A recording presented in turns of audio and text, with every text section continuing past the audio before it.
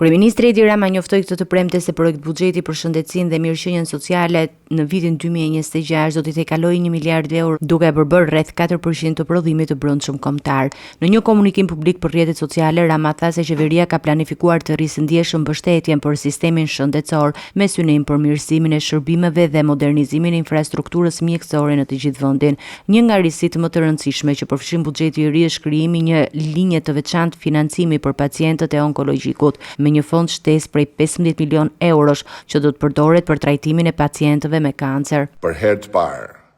hapim një linjë financimi nga buxheti i shtetit vetëm për këtë nevojë jetike,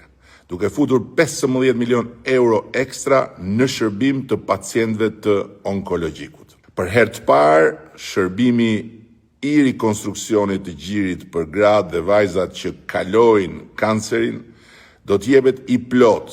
për të gjitha dhe falas. Sipas kreut të qeverisë, buxheti i ri synon të përfshijë dhe rritjen e pagave në sektorin e shëndetësisë, duke i dhënë më shumë dinjitet dhe motivim profesionistëve të bluzave të bardha. 4600 mjek, infermierë dhe farmacistë, si dhe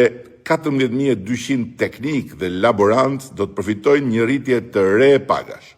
çka është edhe një mesazh i qartë për gjeneratën e re të bluzave të bardha